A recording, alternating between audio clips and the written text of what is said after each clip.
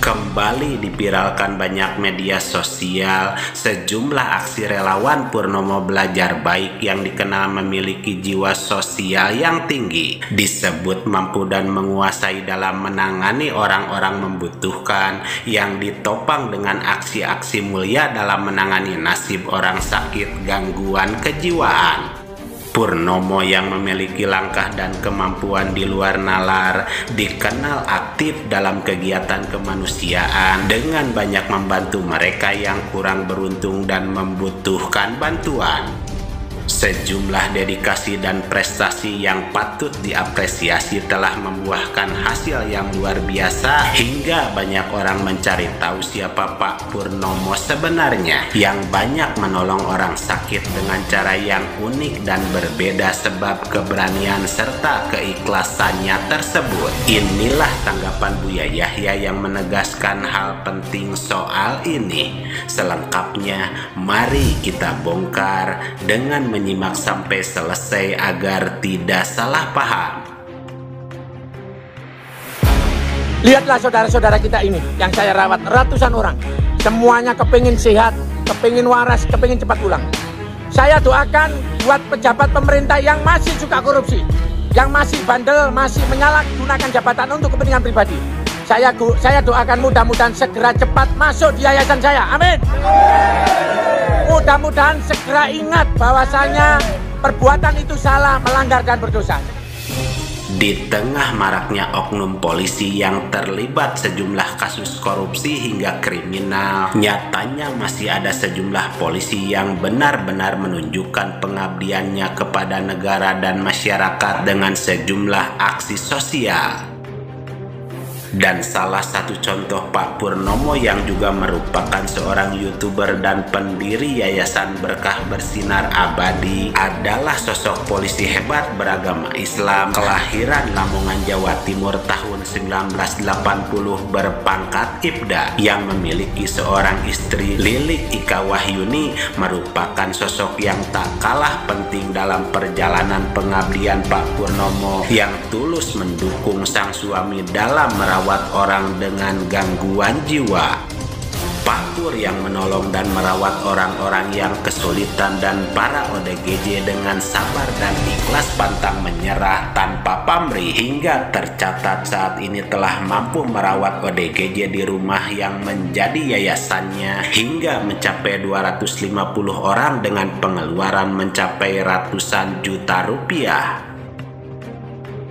Dalam setiap operasi bantuan pengobatan hingga ajaran agama yang dihadirkan Pak Purnomo yang tidak pernah mengharapkan balasan apapun, dan oleh sebab itu sudah ribuan pasien yang dibantunya bisa terobati, bahkan sudah banyak yang sembuh serta bertobat berkat perantara dirinya, hingga akhirnya Pak Purnomo berhasil mendapatkan berbagai penghargaan utama tingkat nasional atas dedikasinya dalam bidang sosial, khususnya dalam merawat ODGJ yang diberikan kepadanya sebagai bentuk apresiasi atas kontribusi nyata beliau dalam meningkatkan kesejahteraan masyarakat.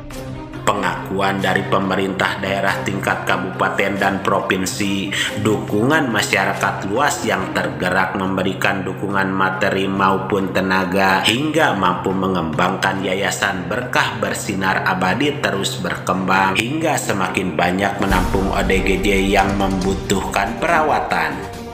Sejumlah penghargaan yang berhasil didapat diantaranya penghargaan Bupati Lamongan, penghargaan Kapolda Jawa Timur, penghargaan Lembaga Swadaya Masyarakat, dan sejumlah penghargaan lain yang berhasil didapatkan.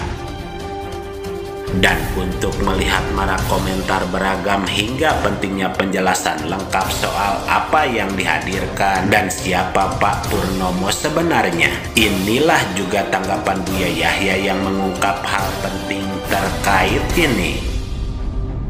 Siapapun yang di rumahnya diberi oleh Allah satu orang sakit, sebetulnya Allah telah meletakkan magnet keberkahan di rumah tersebut. Harus paham mana ini.